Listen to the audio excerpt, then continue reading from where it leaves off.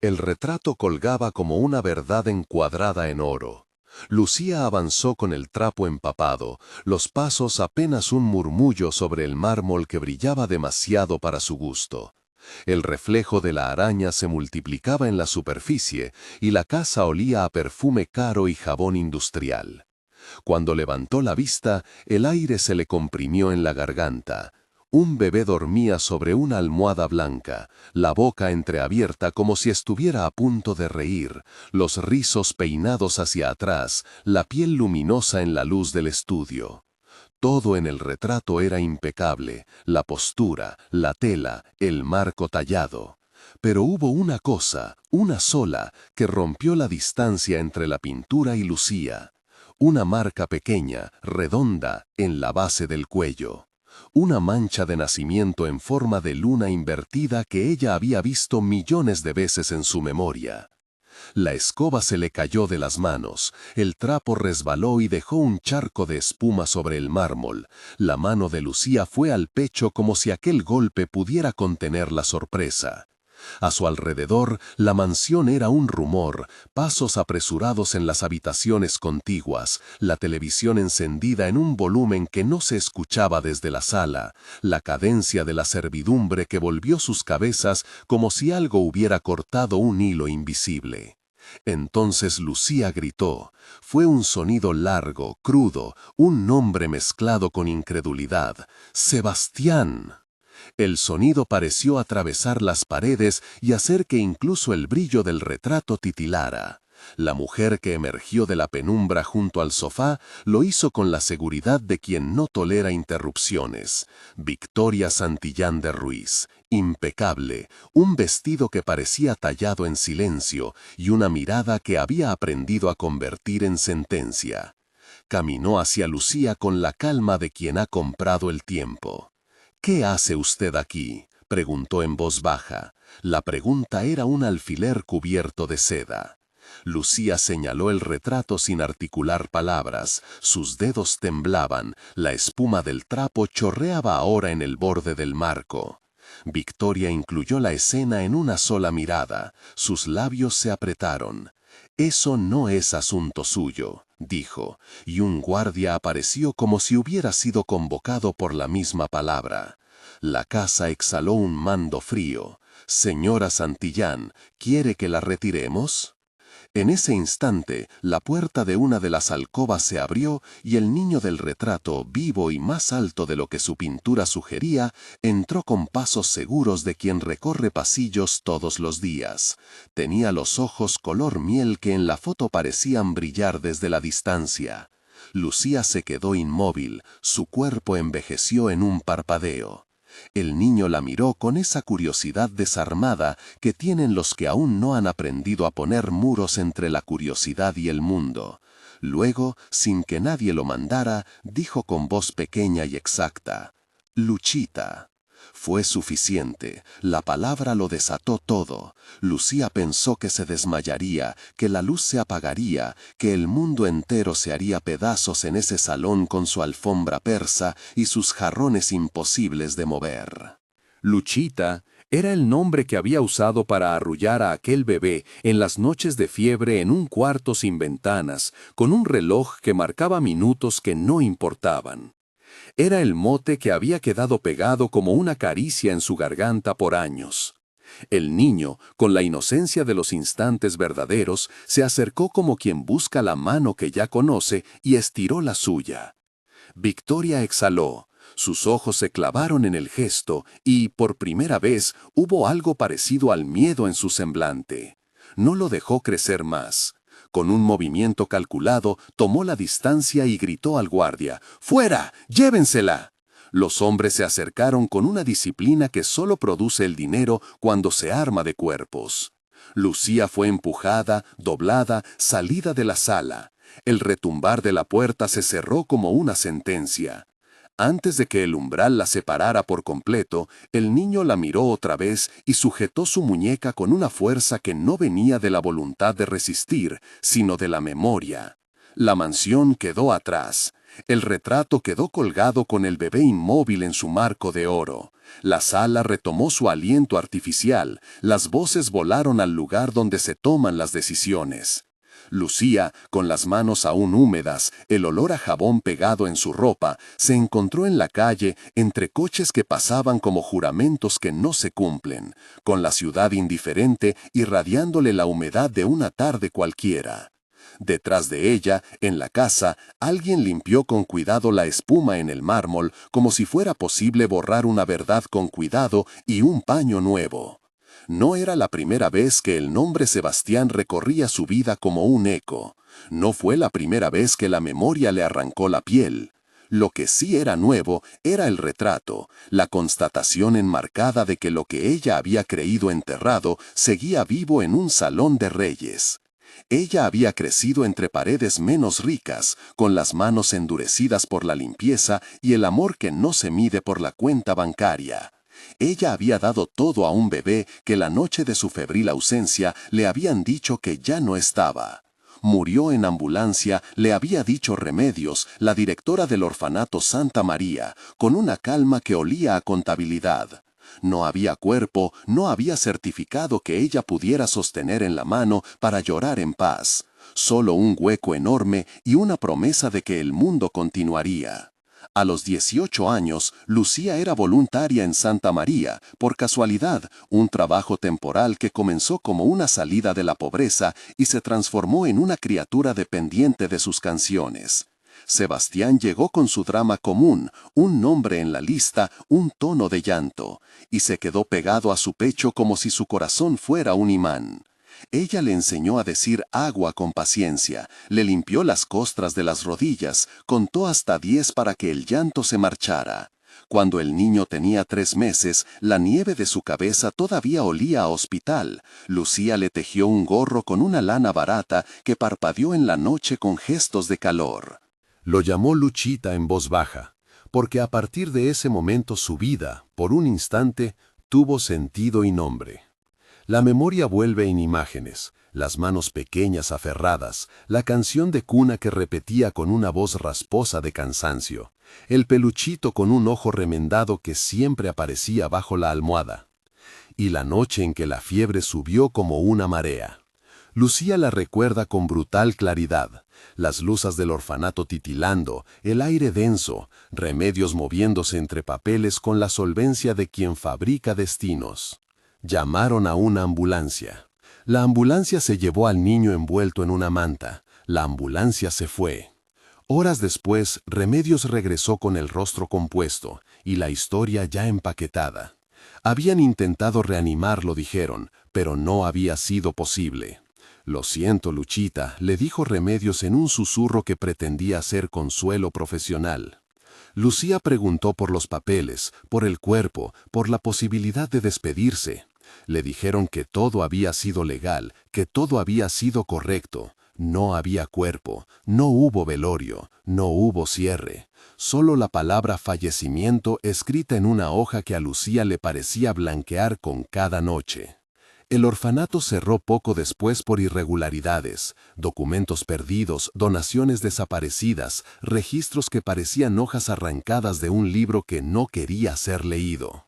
Remedios desapareció con su cartera de cheques y su sonrisa de quien siempre sabe a dónde poner los ojos. Lucía quedó con el hueco, con la certeza de que la ausencia no era una muerte limpia, sino una operación con nombres que no le pertenecían.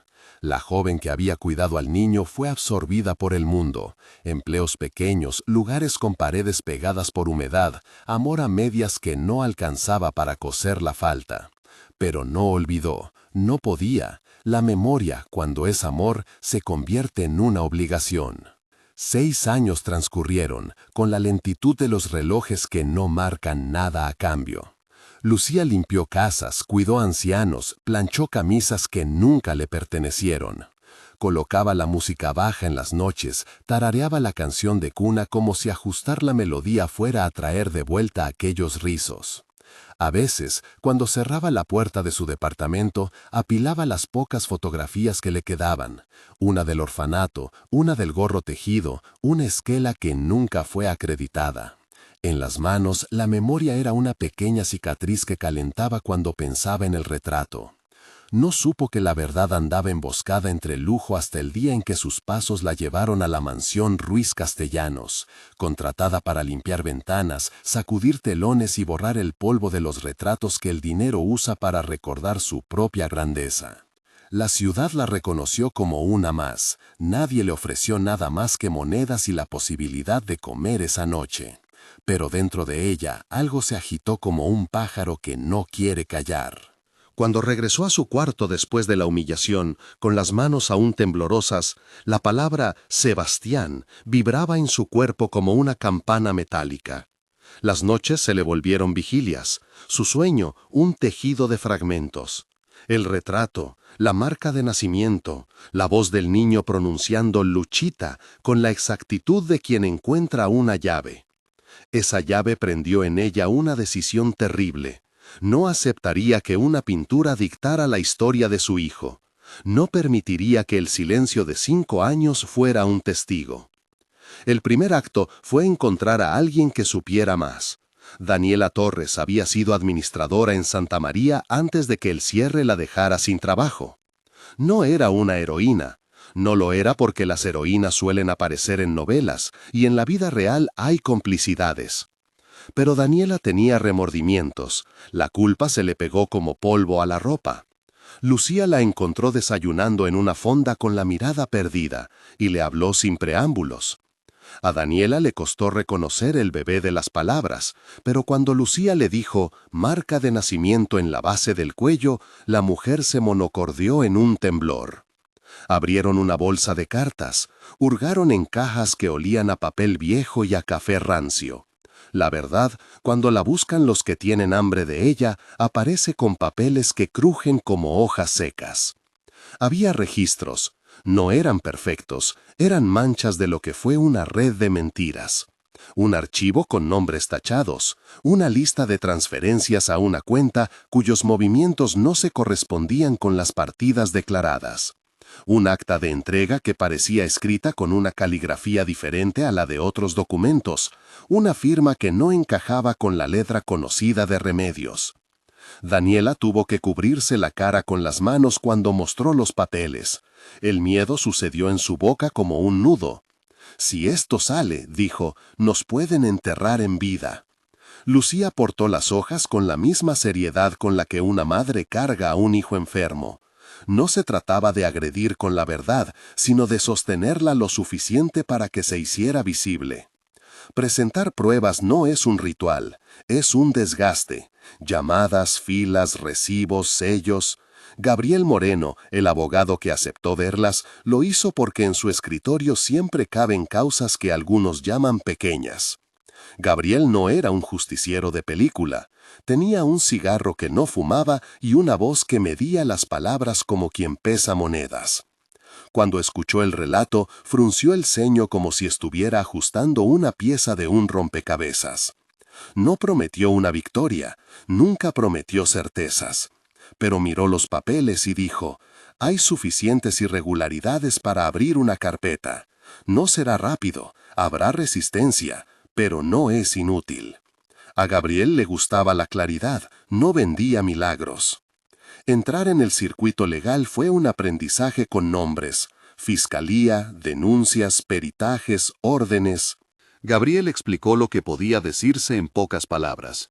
Denuncia por sustracción de menores, falsificación documental, complicidad administrativa. También explicó lo que no podía prometer, una sentencia rápida, una recuperación sin heridas. La ley es lenta y a veces dura, repitió con la gravedad de quien no quiere crear falsas esperanzas. Lucía, sin embargo, caminaba con otra energía. Cuando la rabia se vuelve un motor, puede empujar más allá del cansancio. Ella quiso que la verdad dejara de ser un cuadro para convertirse en acción. No tardaron las respuestas de quienes tenían que perder algo. Victoria, al enterarse de que alguien había cuestionado la imagen que tanto la representaba, no se quedó quieta. Mandó llamadas a la vez que miradas frías. Su mundo estaba preparado para neutralizar voces pequeñas. bandejas de correo con amenazas anónimas, advertencias que olían a ultimátum, teléfonos que sonaban con silencios detrás de la línea. Daniela recibió visitas que le pidieron entender con la apariencia de conversación. La amenazaron con la pérdida de su casa, con la exposición de secretos. Los números en las cuentas que aparecían en los papeles de Daniela no eran casuales. Habían viajado hacia bolsillos que tenían nombre y apellido. La primera vez que alguien habló de plata fue una tarde gris, en la cocina de la casa de Daniela, mientras el café se enfriaba en las tazas. «Pueden ofrecer dinero para que guardes la boca», dijo uno de los hombres que acompañaba a Daniela con la amargura de quien ha visto cómo las cosas se compran con el silencio. Daniela lo escuchó y sus ojos se volvieron de un color que no quería ser visto. Para ella, el dinero siempre había sido una manera de cerrar heridas. Para Lucía, el dinero no era más que un símbolo de la traición. El bebé que había amado no tenía precio. «No venderé su cuerpo, ni su recuerdo», dijo Lucía con una voz que se le quebró por dentro. La lucha entonces no era solo legal, era moral, territorial, íntima. Mientras tanto, en la mansión, Victoria hacía su propia limpieza. Quitó el retrato de la sala principal y lo colocó detrás de cortinas más opacas, como quien esconde un espejo que devuelve una verdad incómoda. Mandó a sus hombres a vigilar quién entraba y quién salía. Aumentó la seguridad en el orfanato, allí donde todavía quedaban rastros de su presencia.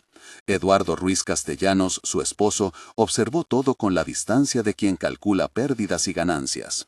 No estaba claro si su conciencia tenía el valor para contradecir su familia, pero hubo un momento, una conversación breve en el estudio, en que Eduardo mostró fisuras en la armadura. «Si hay algo, debemos hacer lo que corresponda», dijo, y la frase sonó a petición más que a decisión. En público, la pareja continuó con su versión. Un niño adoptado legalmente, una familia que creció con amor. En privado, las variantes de la verdad eran más complejas. La primera vez que Servicios Sociales entró en la escena fue por una denuncia anónima que llegó poco después de que Gabriel presentara la carpeta preliminar. Los funcionarios no actúan por inspiración, actúan por cadena de pruebas mínimas que permitan una intervención. La visita se preparó con sigilo, notificaciones, cruces de listas, una petición formal a la jueza a cargo. Carmen Estrada, trabajadora social, fue la primera que pudo ver al niño fuera del lujo de la sala principal. Se acercó con protocolos, con una carpeta en la mano y una voz que no pretendía heroísmos. Los protocolos existen para poner orden en el caos emocional que se abre cuando se tocan vidas. El encuentro fue breve pero decisivo. Sebastián respondió tímido a las preguntas diseñadas para niños, su rutina, su escuela, si había alguien que lo cuidara cuando lloraba. Dijo que sí, que había alguien que le cantaba y que le cosía el gorrito. Dijo también, con la sencillez que tienen los recuerdos pequeños, que a veces le dolía el estómago cuando su madre lo regañaba. Eran datos que, aislados, no significan un delito. Unidos, empezaban a mostrar un patrón de negligencia emocional. Carmen tomó notas con paciencia. Su informe sería técnico, frío en las palabras, pero en las líneas quedaría la posibilidad de que alguien mirara con ojos diferentes.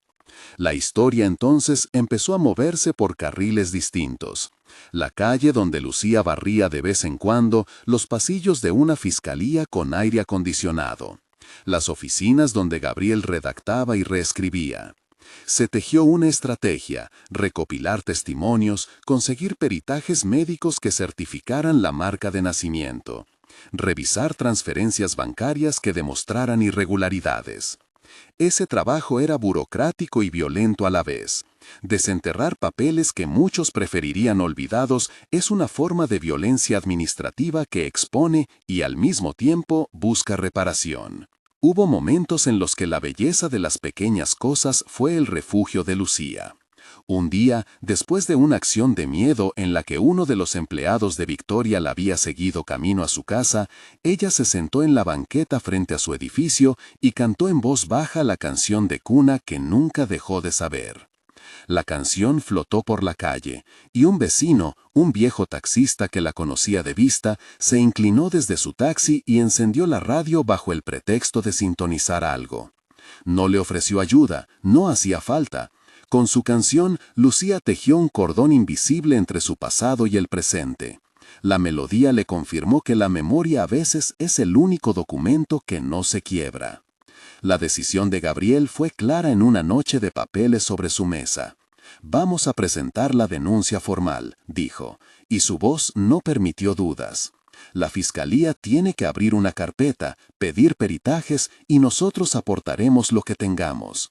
Gabriel delineó los pasos con la frialdad de quien ha visto muchas luchas antes. No prometió una victoria, pero aseguró que haría todo lo legítimo para que la verdad saliera a luz. Lucía se aferró a esa promesa como a una cuerda. El miedo no desapareció, pero la pasividad dejó de ser una opción. Antes de dar el paso formal, hubo una última visita al lugar donde todo había empezado. Daniela la llevó a una bóveda pequeña en la que guardaba papeles sucios de un pasado que le daba vergüenza.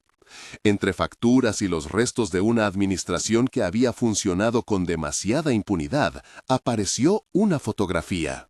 Sebastián en una camita, con el gorro que Lucía había tejido. En la esquina de la foto, una palabra escrita con tinta que se había corrido. Entregado. Aquella sola palabra fue la pieza que cerró un círculo. No explicaba la mecánica, no señalaba a todos los responsables, pero confirmaba algo que la memoria de Lucía ya sabía. Alguien había decidido, por razones que no conocía, que el niño ya no pertenecería a ese orfanato ni a sus recuerdos. El mundo externo no tardó en responder con su ruido habitual. Llamadas sin número, mensajes con amenazas veladas, paquetes anónimos que contenían solo hojas en blanco como un aviso. La tensión se volvió un elemento cotidiano, sin embargo, cada dificultad la empujaba a avanzar. Cuando se hizo la denuncia, cuando Gabriel dejó sobre el mostrador de la fiscalía los papeles que Daniela había encontrado y las notas que Lucía recitaba como una letanía, algo en la ciudad cambió de peso. La historia ya no era solo un rumor entre vecinas, era una causa con nombre legal. Aquella noche, frente a la ventana de su habitación, Lucía apretó entre las manos una copia de la fotografía del gorro. La ventana estaba abierta y el aire olía a tierra después de la lluvia. Se dijo a sí misma en voz baja, «No volveré a quedarme sin decir». No fue una promesa grandilocuente, sino una decisión mínima que bastaba para sostenerla durante el proceso que se avecinaba. Afuera, alguien tocó una bocina, un coche pasó a velocidad.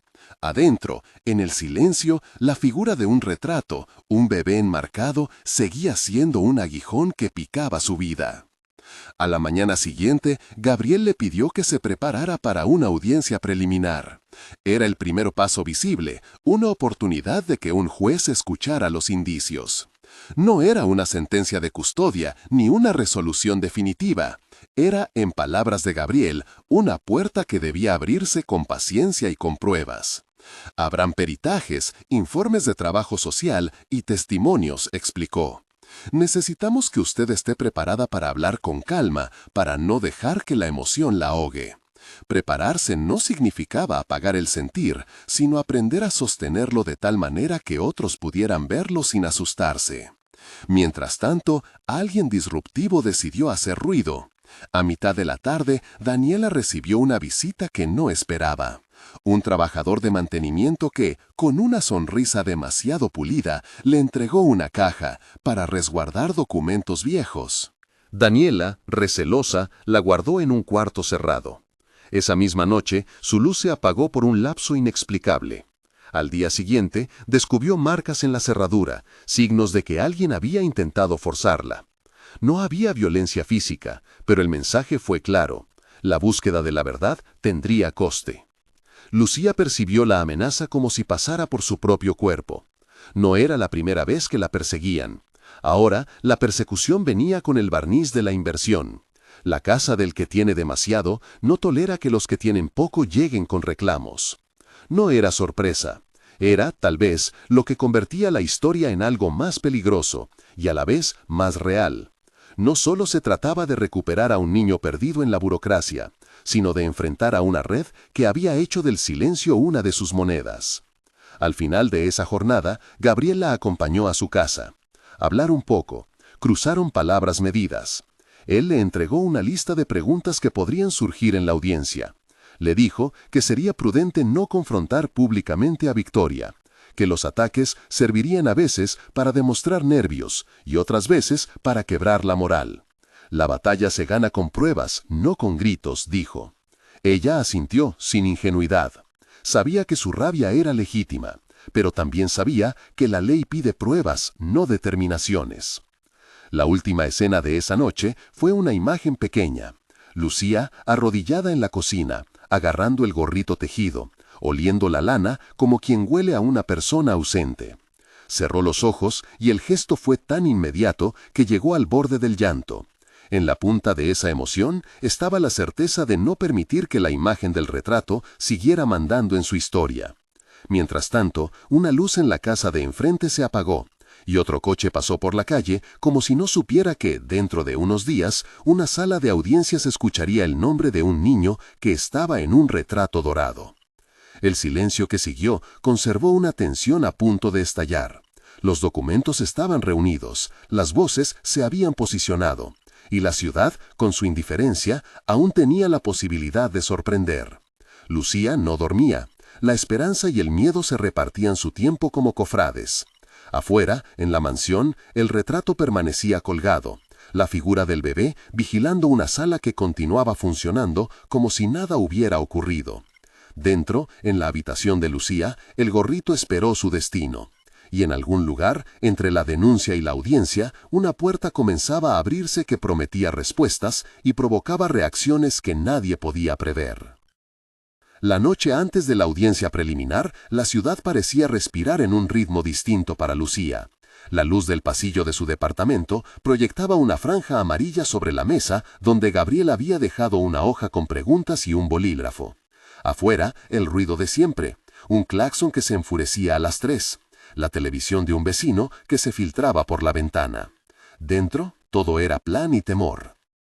Lucía repasó mentalmente las fechas, los nombres, las palabras que quería decir sin que la voz le temblara demasiado. No para convencer a alguien de lo que sentía, esa era una causa personal, sino para presentar pruebas con la calma que la ley exige. Si esta historia te toca, si crees que la verdad merece ser escuchada hasta el final, quédate. Vale la pena acompañarla hasta que el retrato deje de ser un secreto y se convierta en una puerta abierta hacia la justicia. A la mañana siguiente llegaron los trámites. La sala de audiencia olía a madera y a papeles recién sellados. No era una película, eran personas con funciones y horarios que se mojan en café y cumplen listas. Gabriel caminó junto a Lucía como quien acompaña a alguien que va a cruzar un puente. Su voz era un mapa. Le explicó que la audiencia preliminar no decidiría la custodia definitiva, pero serviría para que un juez escuchara indicios que podrían ordenar peritajes, solicitar documentos al hospital o al registro civil y autorizar visitas supervisadas. Todo proceso tiene su tiempo, dijo. El objetivo es abrir la puerta, no derribar la casa de un golpe. En la sala, la tensión era un timbre que nadie quería dejar sonar. Victoria entró con su familia, impecable como siempre, con un gesto que decía, todo está en su lugar. Remedios no apareció en público, su ausencia era un silencio calculado. El juez escuchó los argumentos, miró los papeles, pidió que se ordenaran peritajes sobre la marca de nacimiento y solicitó que Servicios Sociales realizara una evaluación completa del entorno del menor. Se autorizó además una medida preventiva, visitas familiares supervisadas y la prohibición de cambiar domicilio educativo o médico sin autorización judicial. No era la restitución que Lucía soñaba. Era, como Gabriel había advertido, una puerta abierta que requeriría caminarla paso a paso. Las semanas siguientes se tejieron como una madeja.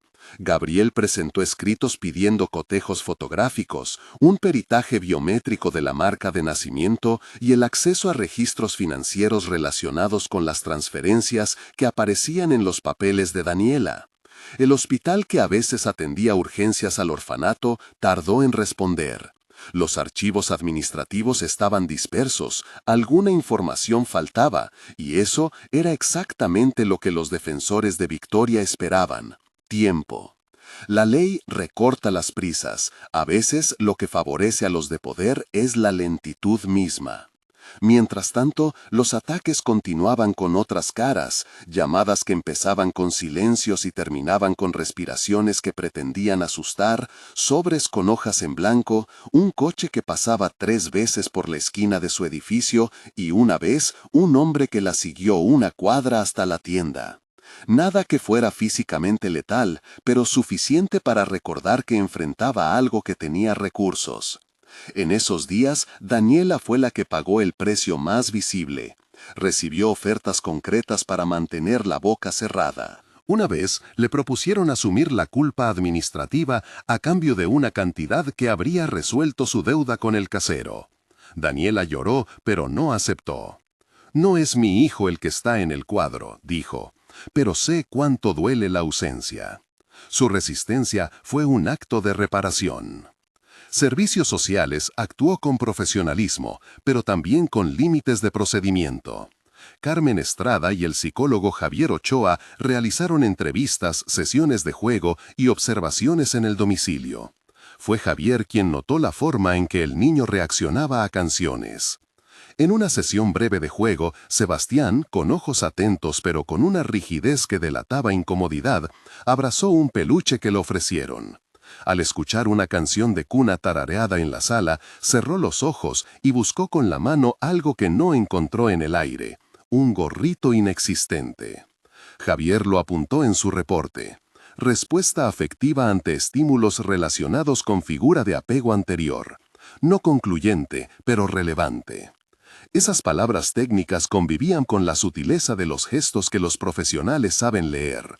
Una preferencia en la cercanía, un patrón de sueño alterado, una hipertensión leve frente a interrogatorios estridentes. Hubo un resultado clave que abrió un camino verdadero: el peritaje sobre la marca de nacimiento. La perito forense cotejó fotografías antiguas, esas que Daniela había rescatado, con las imágenes actuales.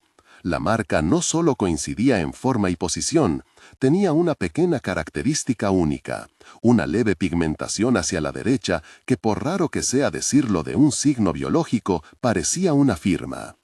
En el informe se leía con la frialdad de quienes no pretenden emocionar: coincidencia significativa entre registros fotográficos, idoneidad del indicio para la identificación sujeta a corroboración documental complementaria.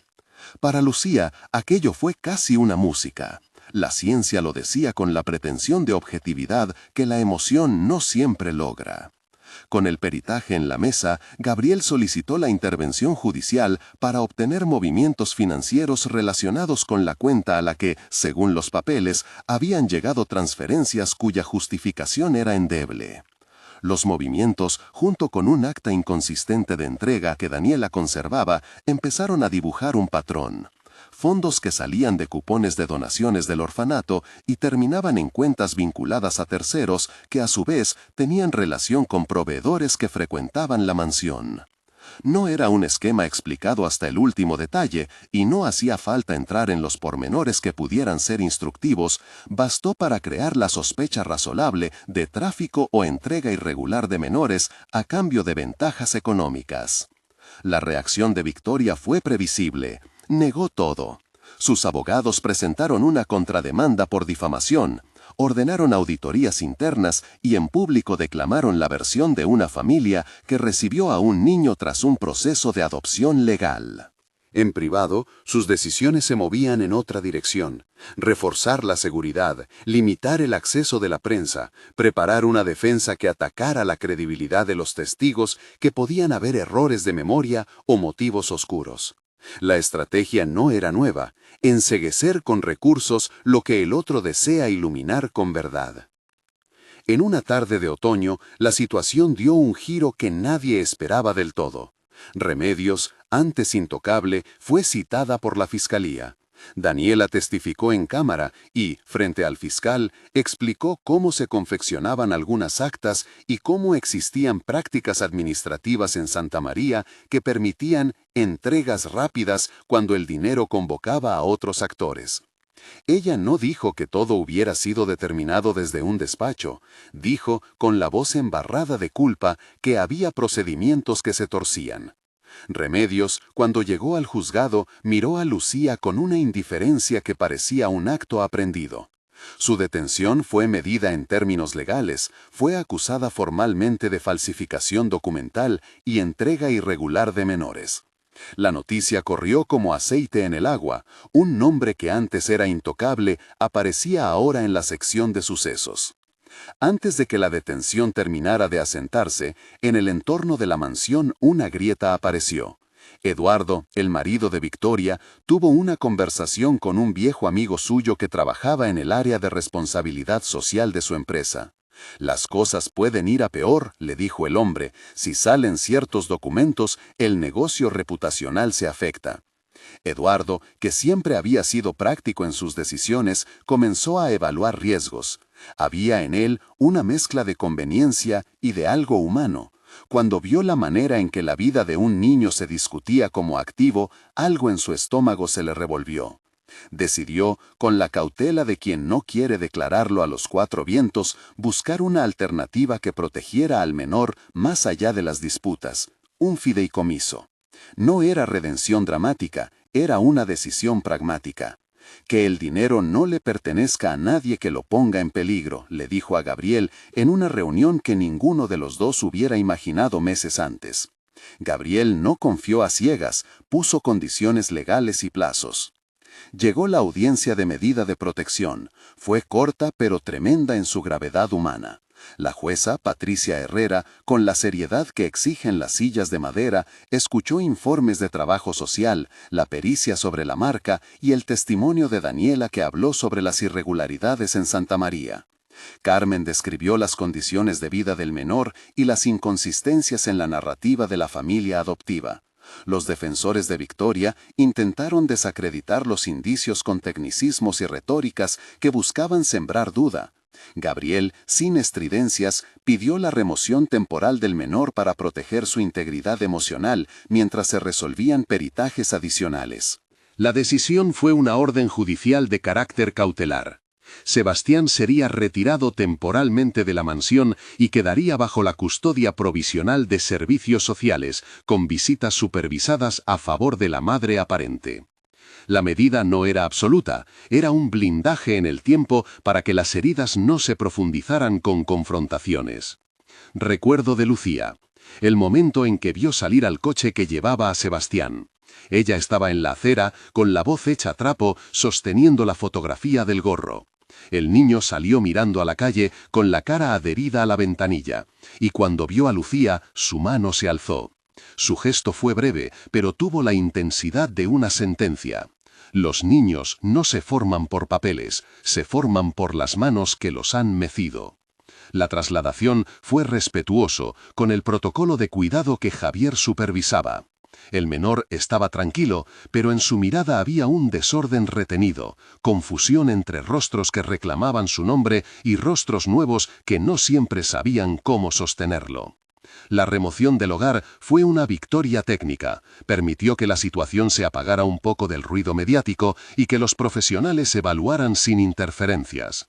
Gabriel insistió en la importancia de continuar el proceso con pruebas impecables, peritajes, registros, entrevistas. Muchas piezas de la caja de herramientas legal se movían ahora con un motor, no solo reclamar, sino sostener una narrativa que la ley pudiera reconocer. La audiencia de custodia final fue el pulso concentrado de meses de trabajo. La sala estaba llena, pero no de curiosos morbosos. Estaban Carmen, Daniela, Gabriel, algunos vecinos que habían apoyado a Lucía, el equipo de servicios sociales y, por la parte de la defensa, varios abogados con expedientes perfectamente encuadernados. Victoria asistió con la distancia de siempre, no dejó que sus emociones la delataran. La fiscalía presentó una carpeta que resumía la investigación: peritaje biométrico, registros financieros que mostraban transferencias dudosas, la fotografía antigua que Daniela rescató y el informe psicológico de Javier que describía un apego preferente hacia Lucía y signos de tensión emocional en el menor. Gabriel puso sobre la mesa una recopilación de testimonios de quienes habían conocido a Sebastián en el orfanato: educadoras, voluntarios, una enfermera que recordaba noches de fiebre. La defensa, por su parte, intentó introducir dudas, alegó que las fotos podrían ser similares entre muchos bebés, que los registros financieros eran lícitos y que el informe psicológico no era concluyente. El clímax llegó en el momento en que la jueza pidió escuchar al niño. Fue una decisión que nadie tomó a la ligera. La ley pone límites estrictos a la intervención de menores en audiencias para evitar revictimizarlos. La sala se volvió respetuosamente silenciosa. Sebastián, con la presencia de Carmen y de Javier a su lado, entró de forma breve y acompañada. Le hicieron preguntas sencillas, en un tono que evitaba presionar. «¿Con quién te gusta estar?», preguntó la jueza con suavidad. El niño pensó un segundo y sus ojos buscaron naturalmente la mano de Carmen, la presencia neutra que lo calmaba. Pero su voz, pequeña y clara, dijo: «Con Luchita, porque me cantaba y me tapaba». No dijo mucho más, no necesitó. Sus palabras fueron un golpe de verdad. Evocó la canción que Lucía le hacía, El gorrito, el peluche. Cuando llegó una pregunta más dura sobre si alguna vez se había sentido asustado en la casa, su respuesta fue simple: «A veces me dan sustos y me duele la panza». Nadie forzó la expresión de detalles, lo que contó fue suficiente para que la jueza tomara en cuenta el interés afectivo del menor. El fallo tuvo el lenguaje medido de una resolución judicial, pero su efecto fue enorme. La jueza priorizó el principio de interés superior del menor y otorgó la custodia provisional a Lucía, con seguimiento de servicios sociales, y estableció un fideicomiso que protegería bienes relacionados con la manutención y bienestar del niño. La resolución también ordenó la apertura de una carpeta para investigar la cadena de adopciones y la posible responsabilidad penal por parte de quienes facilitaron la entrega irregular del menor. Victoria recibió medidas cautelares y la prohibición expresa de acercarse al niño fuera de las condiciones reglamentadas. No todo fue absoluto, había más investigación y para muchos la palabra provisional pesaba. Pero para Lucía fue, en lo íntimo, la restitución de algo que el tiempo y la impunidad habían intentado borrar. La salida de la sala fue un mosaico de sentimientos: abrazos medidos, llantos contenidos, manos que se apretaban con fuerza. Sebastián tomó la mano de Lucía como si fuera una cuerda que conocía desde siempre. En su rostro se dibujó una sorpresa que ella reconoció, el reconocimiento seguro de quien encuentra una casa. Afuera, la prensa esperaba, pero Gabriel pactó la discreción: permiso para una foto y luego la petición de mantener la privacidad del menor. La noticia corrió, pero lo que importó fue que, esa tarde, en un pequeño departamento con paredes que no sabían de retratos dorados, se firmó la mañana de una vida que arrancaba de nuevo. Los procesos judiciales contra Victoria y Remedios siguieron su curso. Remedios fue procesada por falsificación documental y entrega irregular de menores. Las pruebas que Daniela aportó, junto con transferencias que se correlacionaban con su gestión administrativa, fueron suficientes para llevarla a juicio. Victoria enfrentó cargos administrativos y la posibilidad de responsabilidad penal por encubrimiento. Su defensa insistió en actos legales de adopción, pero los documentos incoherentes fueron una sombra que no se dejaba borrar con retórica. En los tribunales, el relato de Daniela fue clave. Su arrepentimiento, medido y doloroso, ayudó a construir una narración que la fiscalía presentó con rigor.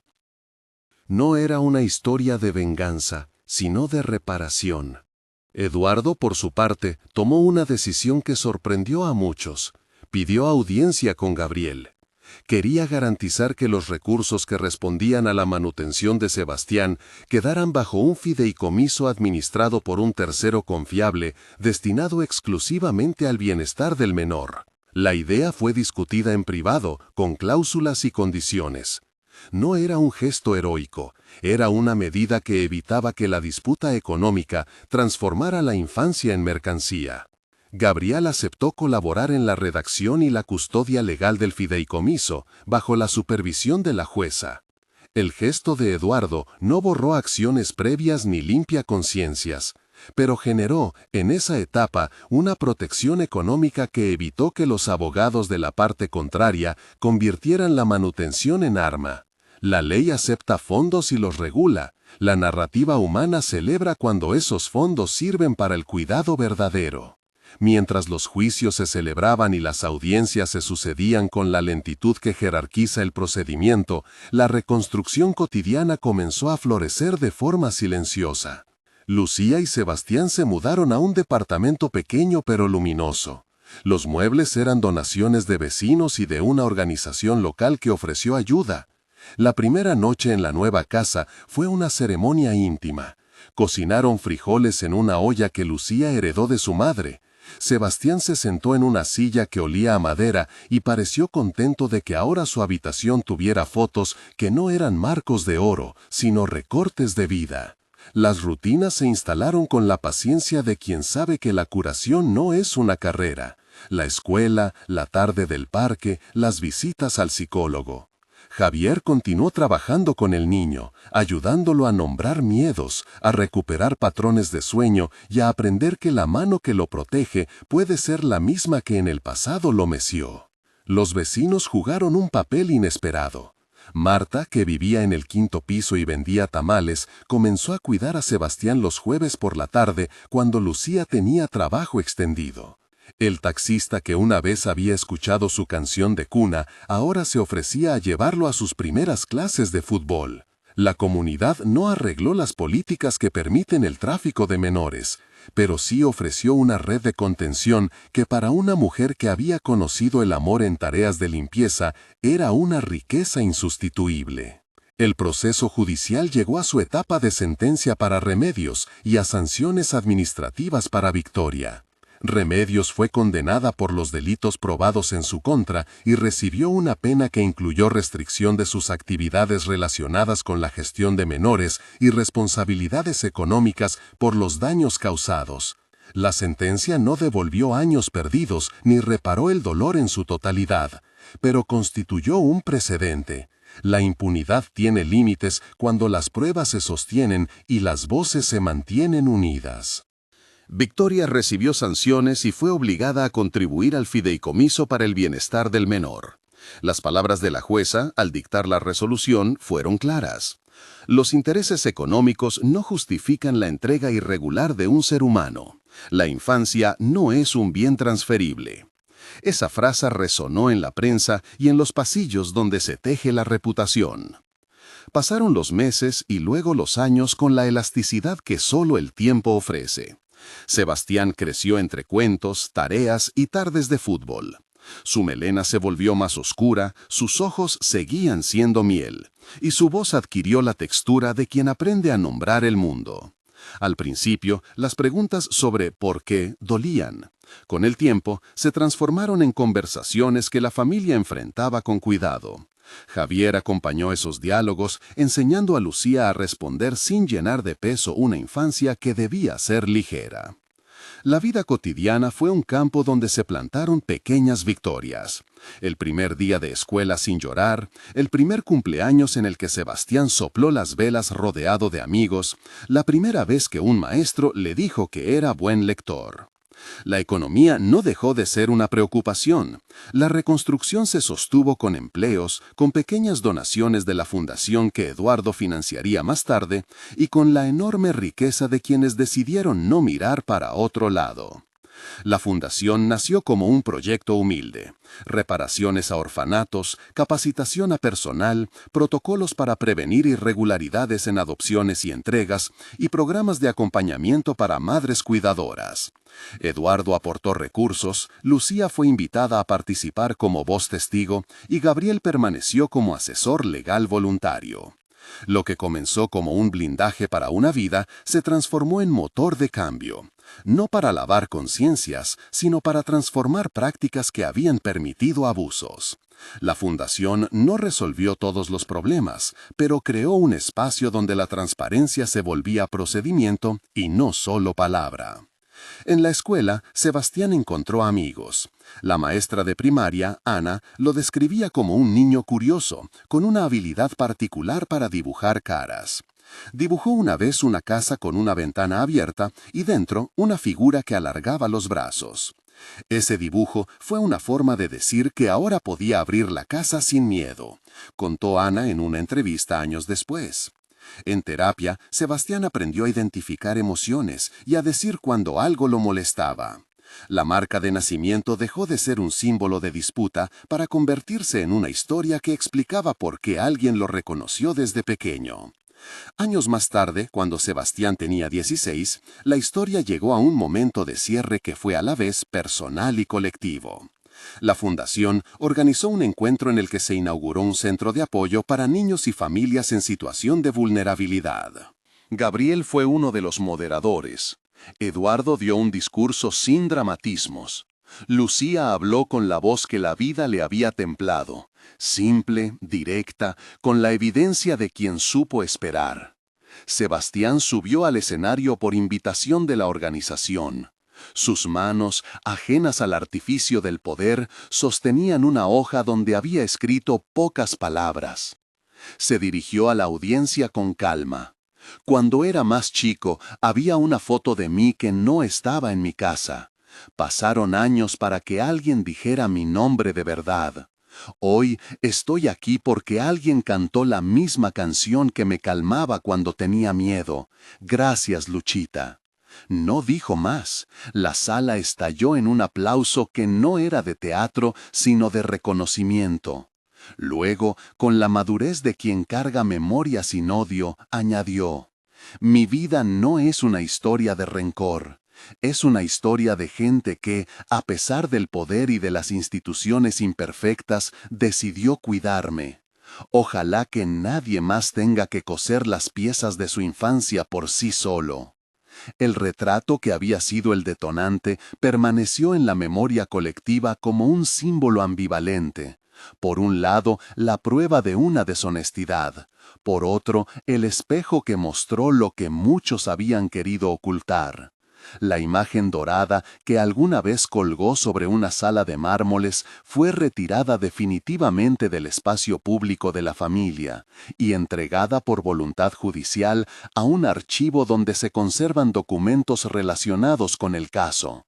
No fue destruida, su destino fue el registro, que la imagen sirviera para recordar que la verdad, aunque tarde, pudo ser expulsada del polvo del silencio. La reparación no vino sola. La sentencia y la creación del fideicomiso garantizaron recursos para la educación y la salud de Sebastián mientras alcanzaba la mayoría de edad. Además, la fundación abrió líneas de apoyo para extrabajadores de instituciones que quisieran denunciar irregularidades sin sufrir represalias. La ciudad aprendió, a su ritmo, que las historias de vulnerabilidad requieren acompañamiento institucional real y no solo gestos simbólicos. En las noches en que la memoria apretaba, Lucía solía mirar una fotografía enmarcada en la sala. Sebastián con el gorrito tejido, una imagen pequeña que ella guardaba como prueba de que, aunque la vida sea dura, las manos pueden coser de nuevo. A veces, cuando él dormía, la escuchaba cantar aquella canción de cuna que había salvado tantas noches de fiebre y soledad.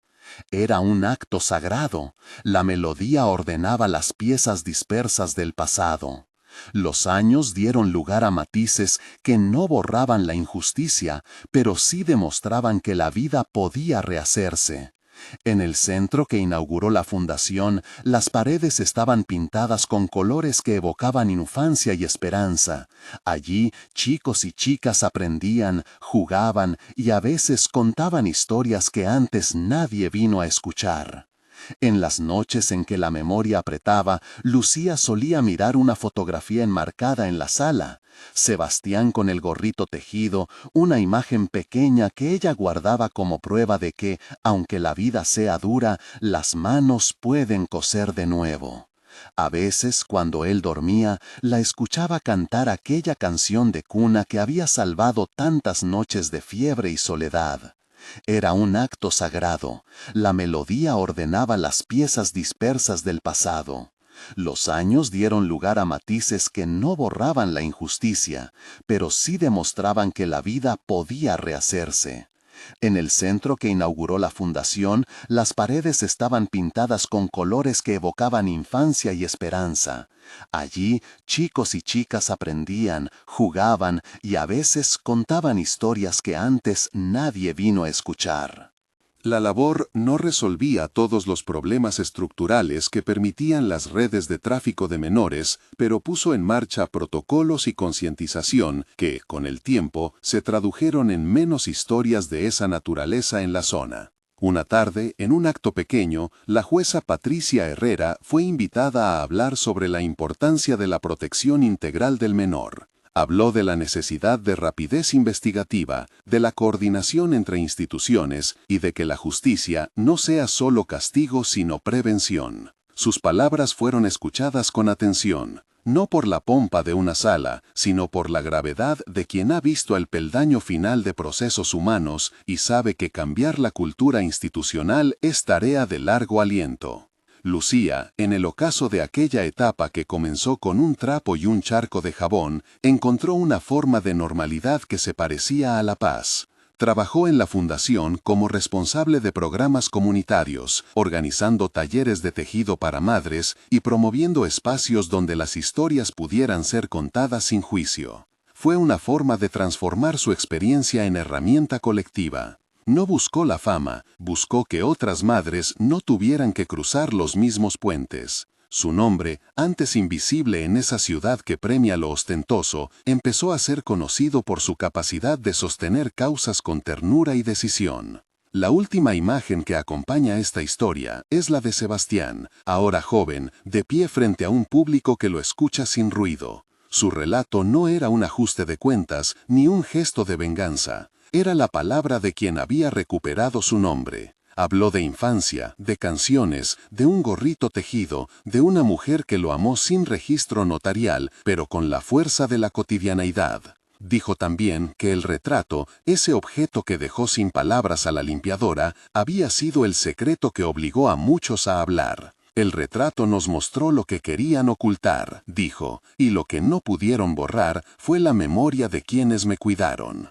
Cuando se apagaron las luces del auditorio, la gente se fue con el murmullo propio de quien acaba de presenciar algo que le toca de cerca. La vida continuó, no sin problemas, pero con una red más amplia de manos dispuestas a sostener. La historia de Lucía y Sebastián no fue una máquina perfecta de justicia, fue, más bien, la demostración de que la constancia, los documentos adecuados y la voluntad institucional pueden, aunque con demora, resguardar a quienes más lo necesitan. En algún lugar, el retrato sigue existiendo como prueba y advertencia, una obra enmarcada que dejó de ser trofeo para volverse lección. Y en el departamento pequeño, en las noches de viento, cuando la canción de cuna se cuela por la ventana, dos voces la tararean, una con la memoria de olor a lana, otra con la certeza de que haber sido reconocidos valió cada paso de una ruta que fue larga y dolorosa, pero que terminó por fin devolviendo el nombre a quien le pertenece.